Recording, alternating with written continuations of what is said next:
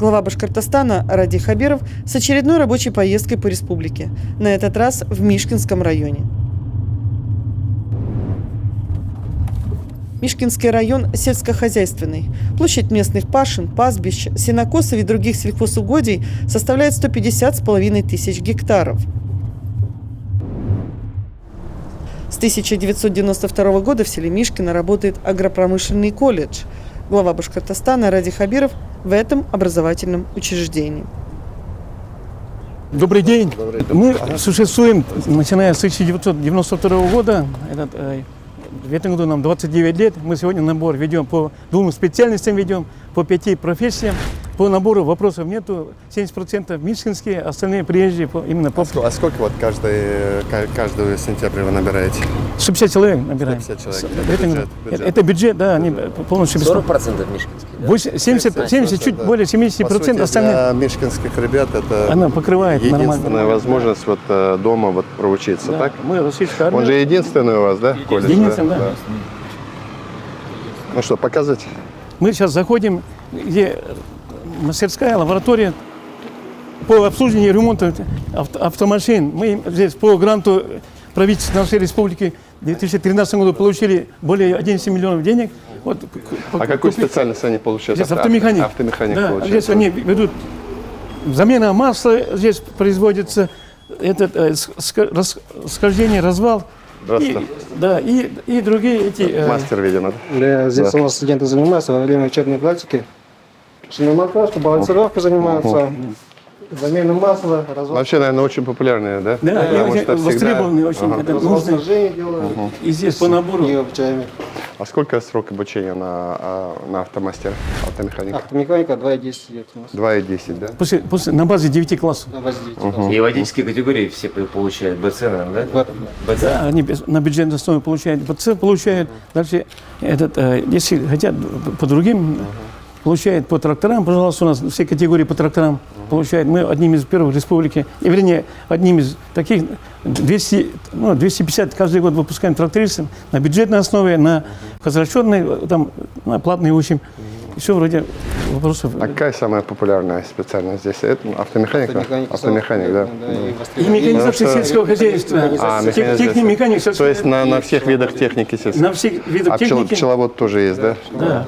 А нельзя получить сразу две специальности, вот водитель, и механик, и тракторист? Можно получать? Можно? Да. Две Ну, то есть параллельно, да? Параллельно, пожалуйста. А у вас вот как интересно, вот за 100% взять, сколько мальчишек, сколько девчонок? В основном мальчишки, наверное, да? В основном мальчишки, да. А девчонки-то есть? наверное? Девчонки, повара, кондитер, повар. А это тоже у вас повара? Тоже вот очень как. сегодня востребовано, там девчата все идут.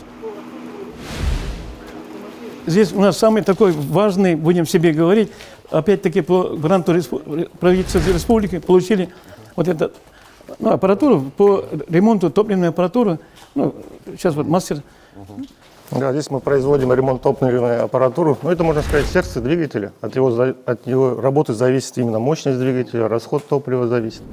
Аппаратура самая сложная, поэтому нужен специальный стенд для ремонта. И обучаем своих студентов, чтобы они могли пользоваться. И также используем для своих нужд, ремонтируем. И технику. приходят ребята, фермерские хозяйства приходят, поскольку идти мы, для ремонта.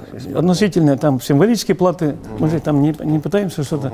И они на все виды, и на колесные, и на гусеничные. Да, МТЗ, вот ДТ ремонтируем, такие технику. А это программа, да? Да, она связана с телевизионной игрой. Тут по режимам 4 режима идет. Сразу проверяем. простреливает, да, где что? Да, вот тут он включаем.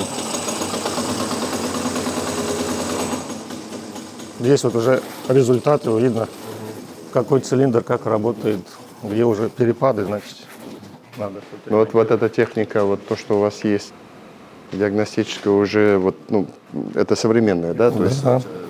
На МТЗ. то есть по выходе отсюда он может любой трактор подойти. А вот если Киров сейчас же много современной техники, нету? Но у нас пока вот К-700 только один. Но они в состоянии все равно там, ну, как бы железо одно, да? Да. Да, там все равно Топливный аппарат они, да. внутренности. Механизмы, ну, как бы, да, особо не изменились уже. Это же программа установить можно на любую этот. и простреливать. Да. И проверить. Установить программу. Спасибо. Автодромы здесь вопрос. То есть все сразу вы здесь. Трактор- Это вот ваши ребята, да? Ну, Наши ребята сейчас в данное время, мы не учимся, но хозяйственные ребята приходят, вот. им же надо, и по комбайнам надо, и по тракторам надо. У нас техника-то достаточно, как будем говорить, 5 колесных, где-то 10 автомашин, 4 комбайна. Мы сейчас сюда заходим, где учебный корпус, где... Здравствуйте. Здравствуйте. Будем обязательно. Обязательно. Мы же пример должны показать. Вроде не болею. Здравствуйте. Владимир Федорович, вот у нас самые, опять-таки, по этому, по гранту тому получили, чуть ли не машину получили, да? И вот, ребята, здесь отбоя нет, она очень дорогая по теме уже, мы тогда 400 тысяч было. И здесь именно правила, именно... Это ориентир, навыки вождения машины, да, получается? С тем, как сесть практически машину сюда, да, вот здесь да, немножко. они себя тренируют, как говорится. Это главное требование во всех автошколах республики. И очень, очень нужная. Это вот заезд на эстакаду, видимо, да? Давай внимательно смотри. Главное трогание в подъем разучи. Потому что С ручника. Нет, сейчас еще на подъеме остановиться. С ручника снять. Интересные способы, да, обучения радиофиксации? Да, ну вот для ребят, которые, я вспоминаю, когда мы первый раз садились на машине, это же ужас был какой. А сейчас По-настоящему, по-настоящему. Мы же садились, а когда вот это вот немножко навыки уже приобретаются. Спасибо. Не сложно вам? Нормально. Вообще часто занимаетесь? Да, часто, обычно, каждое занятие. Теория, потом это практика на компьютере. Интересно? Очень. Спасибо. Как зовут вас? Дмитрий А фамилия? Иксанов. И вы студент? Да, студент. Какого курса? 3-го. Спасибо. Пожалуйста. Здравствуйте. Здесь мы сразу их учим, теоретической части, да, показываем. И этот тракторист, машин, сельское хозяйственное производство, все вроде то, что в программе требуется, у нас все вроде есть. Но базу надо обновить, надо все равно. Сейчас время уже, видимо, время требует. Есть лаборатория. Значит, САЕ, категория САЕ у нас и категория Т там есть. Лаборатория. Тут проходит теоретические, значит, практические лабораторные занятия. Но студенты нормально, хорошо, самые... В группе сколько человек? 25 человек. 25 человек, да? Получается, когда С удовольствием учатся. первый курс приходит, ну, группа 20-25 человек. 25 человек минимум первый курс. Они учатся 3 года с копейками, учат на базе 9. Зимой не холодно здесь? Так-то Нет, не холодно. нормально, да? Не холодно. То есть проблемы с учебным корпусом нету? Нет. Этого нету? Нет, Это все не- нормально. Проблемы есть с материальной базой, вот станочные, станки. Мастерские надо, мастерские станки. трактора вот чуть-чуть что-то надо, хотя бы отработавшие свой ресурс, надо, МТС, вот мы же новые сейчас не требуем. Вам же новую нужна техника. Если нет, Да, да, Если- да, даже новые. А сейчас мы очень много кировца поставляем. Вот вам ну это старенький кировец какой-нибудь, вернее, старенького кировца нет пока, но хотя бы. у нас кировцы свой для есть, но если хотя бы он система МТС, например, ну уже в рабочем состоянии комплектный, но нам и такой пойдет, поскольку мы же получили комбайн. А практику где ребята проходят? Они же практику на вашем хозяйстве? Где-то 400 с лишним гектаров мы сегодня обрабатываем, сеем озимые, яровые. И они там, начиная вот сейчас пашем где-то уже где-то 200 гектаров спахали уже этот. И они там все эти и на комбайнах, и на тракторах, и на посевных озимых, например. И не только. Ради Фаридович, они у наших фермеров тоже работают. У фермера работает, и мы центральный этот вильский филиал поставляем. У меня сын маленький, очень любит трактора. И он меня сегодня зовет, там в гараже трактор есть, да. Пап говорит, пойдем, ты мне покажи, как... Вот 4 года уже, ну, мальчики же, они про технику. Здравствуйте. Вы преподаватель, да?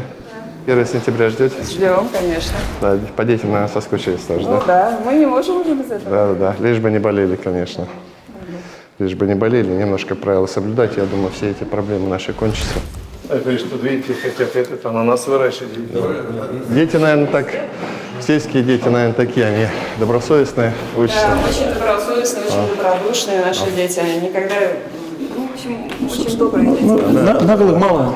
Ну да. Вот Мало, они все равно детский, деревенский уклад, там именно по дому, там раньше очень много работы же было. Сейчас только в последнее время вот, газ, вода там в доме. А раньше дрова надо было, вода надо было. Короче, какой у вас любимый элемент в таблице Менделеева?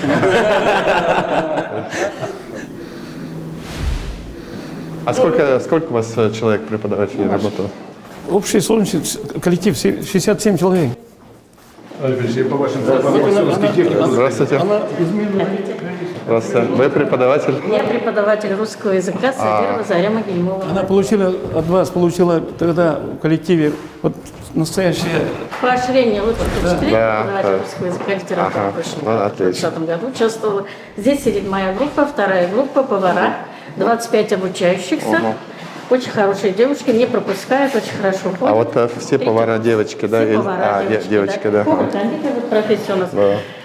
Все ходят, никто не пропускает. Добросовестно стараются. Очень хорошая. А у вас учеба с каких до скольки? С утра до обеда где-то? 9 начинаем. 20 минут 5-го, 4 пары. Вот 4 пары. 2 дня по 3 пары. Девочки из Бирска есть у меня, из Благовещенска. А обед же здесь у вас, да? Обед у нас тоже здесь. У вас же здесь бесплатное питание? Да, бесплатное. Вот это вот, бесплатный вот для бесплатный простой питание. семьи, вот он пришел, по крайней мере, горячее покушал. Да. Сопровождаем мы, сама хожу с ними. А вы же сами еще, они, наверное, где-то и практику проходят. Большинство продуктов свои, еще мы же имеем подсобное хозяйство, более 100 голов скота имеем. Спасибо. Здравствуйте. Здравствуйте. А вы учитель? Информатика, наверное, да? Экономика бухгалтерия. А у вас вы бухгалтеров готовите, нет? Мы экономика, бухгалтерский учет готовим. У вас есть такая специальность, да? И сейчас в этом году впервые заочно начинаем учить. Заочно. А у вас вообще заочного не было? Не было. Первый раз. Заочно, да. Первый бисмилла. Очень хорошая профессия. Да. А за сколько нужно учить заочно? Заочно 2 года и 10 месяцев. Заочно 2 года, 10 месяцев тоже, да? Ну, тоже очень удобно. Заочно, как получается, им отправляете? Задания, они на сессию приходят, Потом они на получают, практику приезжают, сдают. сдаются и так Приходит, далее. зачет сдает, экзамен сдает. Ну, у вас же самое... А вот на эту профессию бухучет, наверное, девочки в основном, да? Проживание, питание. Но для девочки вот, это хорошая профессия все-таки, вот, получить профессию. Компьютеры есть у вас, а интернет есть у вас здесь? В этом году мы первый раз набираем заучников, поэтому мы еще не знаем, как это. Да. Спасибо большое. До свидания. Ради Фаридович, а вот ребятишки как раз живут в общежитии на первом этаже. Это библиотека, да? Библиотека, да. Здравствуйте. Библиотека с читальным залом с выходом в интернет. Основной фонд библиотеки составляет учебная литература как в печатном виде, так и в электронной библиотеке. Мы подключены к разным электронным библиотекам. А вы до скольки работаете? Вот, Мы когда? до 5 работаем. Ну то есть вот дети могут после учебы сюда зайти? Да, могут зайти, они выполняют это самостоятельно. А книги на дом даете? Да, выдаем под роспись. Под роспись, разумеется, да. У нас есть периодические издания по каждой профессии и специальности. Ребята А я тоже вижу ходят, пчеловод, да? Да. Пчеловод — это сельский механизатор, экономика управления, сельские узоры. Это по поварам у нас салаты, закуски, школа гастронома, наша кухня. А пользуются, Пчелы нет? плюс, Пользуются. Да, девушки, они усидчивее, они терпеливее, чем парни. Интернет нормально работает? Да, очень хорошо работает. Хорошо работает, да? То есть спокойно можно пользоваться и так далее, Можно да? пользоваться, сидеть в электронной библиотеке, работать, знакомиться с Это вот очень важно. Все-таки тут интернета, если не будет, сложно будет вам. Нет, интернет сейчас вопрос у меня А нормально. Мишкина вообще вот здесь вот с интернетом как ситуация в населенном пункте? Самого Мишкина хорошо? Ну, хорошо, Ради, тут Уфанет тоже зашел и ваш информационный. Все, то есть. Да, есть деревни? оптика. А есть деревни, где Есть, нету? есть, да? есть. Есть там даже, где у нас и мобильные сотовые связи тоже не очень хорошие, качественные. Здесь тоже проблематика есть. Но в районе 3 вышки тут стоит уже. 3 вышки. Ну, такие. Спасибо большое. До свидания. Здравствуйте. Приемная кампания у нас уже на этот год завершается, подходит к концу. А еще вы можете брать? Ага. Ну, бюджетные места практически уже закончились у нас. Остались лишь на заочное отделение по специальности, значит, экономика и бухгалтерский учет, заочное отделение. Да, да. Здорово. Хорошо, что люди идут сюда. Все-таки Да. профессию получают, да? Ведь? Да, мы очень рады. Да. Главная профессия. Спасибо большое. Спасибо. общежитие вы всем нуждающимся предоставляете? Нет, 60 мест, и там 40 человек сегодня, к сожалению, эти сироты. Очень большой контингент, они все здесь. Сейчас на данное время не живут. Но общежитие так готово, 4 комнаток, душевая есть, туалет есть, вроде все. Здесь напротив. А кушают они? Кушают, туда столовую сейчас кушают. Здесь для парней душевая. Тесновато, но надо чуть больше. Сегодня не обеспечиваем. 60 человек только. А требуется-то больше. Здравствуйте. Вот Вадим Муртазин, он вот республику представляет WorldSkills. Дай бог, что... Все, на следующей неделе начало, открытие уже. Все, полетели. Ты только не волнуйся, там, ладно, делай свое дело и все. Мы золотую медаль там должны победить. Должны. Тем более в таком. Это не наше это видим. А опыт есть? У самого вот ставил уже на пасеку? Ну так, на пасеку ходил. Ходил, да? Уже понимаешь, как это работает, да? Да, побеждай. Желаем удачи, Радик. Сейчас столовую ведем. Мы хорошо готовим, хорошо кормим. И главное, если платим, там символически платим только. Поэтому можно до 100, можно где-то 3. А столовая своя, повара свои, да? Столовая своя, повара свои. Наверное, овощи свои. Овощи свои, мясо свое. И мясо это, да? Да. Остальные все свое. Это мы сейчас вернемся, да? Здесь вроде у нас это насчет питания вроде. А пищеблок где у вас? Пищеблок, вот только проблема, чуть-чуть пищеблоки менять надо это. Да. А уже вы готовите, кого-то кормить сейчас будете, да? Обед придут, гости. Понятно. Обед придут, утром пришли. А выпечка тоже своя, да? Выпечка своя. Ради Фаритович, вот эти вот наши проекты, которые мы планируем реализовать в ближайшее время. И самые какие у нас необходимые такие проблемы именно самого, в том числе райцентра. На сегодняшний день у нас очень существенная проблема – это двойная смена в школах и, по сути дела, двойная нагрузка на учителей. При нормативе, к примеру, 420 у нас больше 600 человек в школе. Есть, в принципе, мы нашли замечательный альтернативный вариант. Вместо того, чтобы строить полный корпус на школу, а минимальное там количество, которое нам подойдет, 370 мест, это порядка 500 миллионов рублей стоимость. Вот. Есть замечательный вариант, который уже опробирован в Шаранском районе. Это создание нового корпуса по всем стандартам, которые... Вот. И он представляет себе как раз вот такое трехэтажное здание вместе со столовой, со всеми, как говорится, нюансами техническими. И он идет на 270 посадочных мест. В принципе, мы тогда проблему у нас в райцентре снимаем на много лет вперед.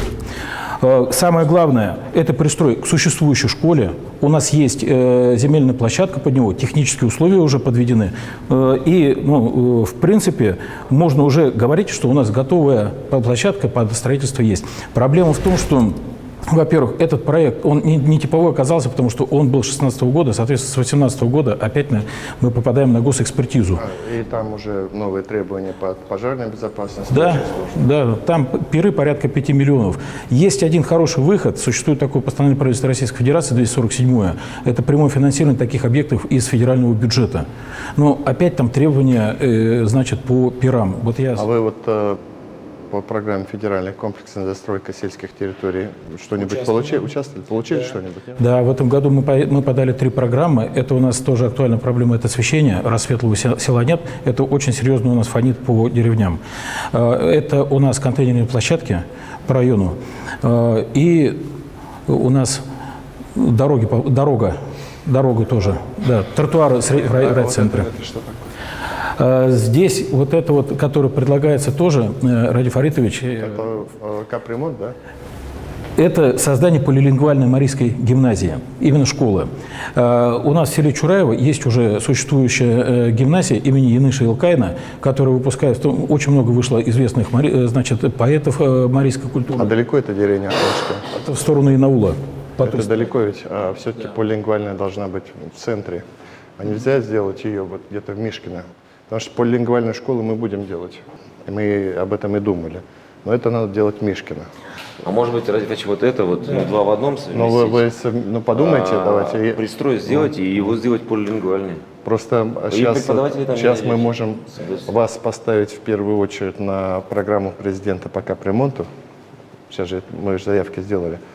Значит, и вот вы выберете школу, уже на следующий год деньги пойдут, сделайте какую-то школу, откапитальте, потому что полилингвальная школа, она должна отличаться такой серьезной материальной базой. Это должна быть новая школа, материальная база, хорошее помещение, одна смена.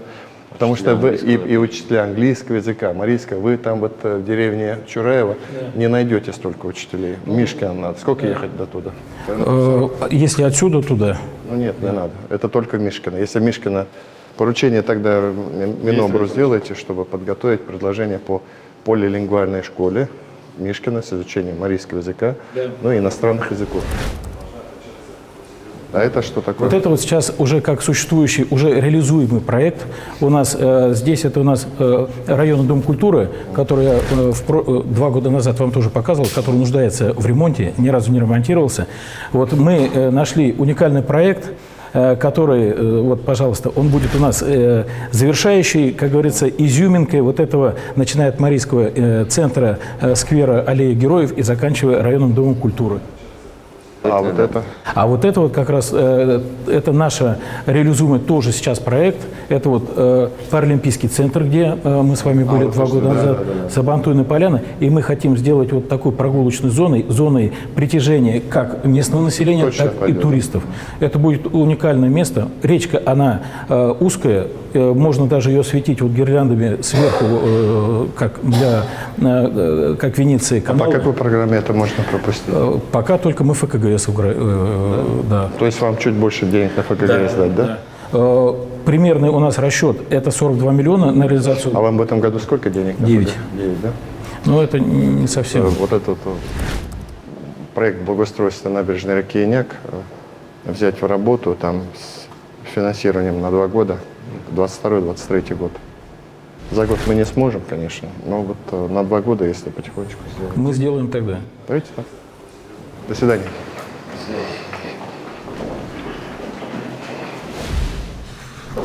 Ратифович, позвольте. Добрый день.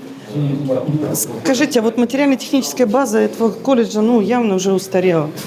Какие варианты решения проблем? Потому что все красиво, что показали, наработки, люди. Ну, во-первых, мы через фонд социальных целевых программ договорились показать.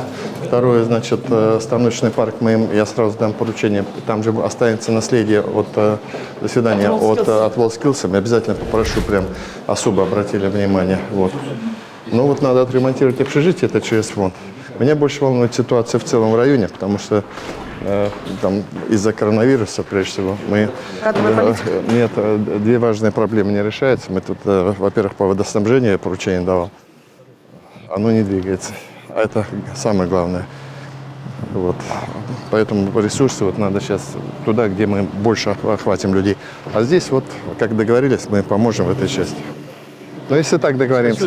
Большое спасибо, вы мне дали был орден. Я с того времени никак вам не могу сказать слова. Вы заслужили его. Спасибо. Это вам спасибо. Вам успехов, удачи, берегите себя. Спасибо. Себя тоже берегите. Мы здесь на территории Мишкинского колледжа. Через несколько дней у нас стартует WorldSkills, и ребята отсюда будут представлять, в том числе и отсюда будут представлять Республику Башкортостан, Россию в целом. Ну вот, какие пожелания? Убеждать, конечно. Понимаете, Дом и стены помогает. Мы все-таки рассчитываем, что у нас довольно большая команда будет участвовать на WorldSkills. На следующей неделе у нас уже открытие, поэтому и ребята такие все простые, скромные, но довольно подготовленные. Будем болеть, Дом и стены, подчеркиваю, помогает. Я очень надеюсь, что мы серьезно выстоим здесь, потому что у нас есть одно большое преимущество. У нас одно из самых больших количеств средних специальных заведений. У нас их 96 в Российской Федерации. Они работают, пожалуйста, маленькое село, в принципе, довольно далеко от Уфы, но здесь есть жизнь, здесь есть компетенции. Еще и центр притяжения для других районов. Конечно, поэтому вот так. Спасибо.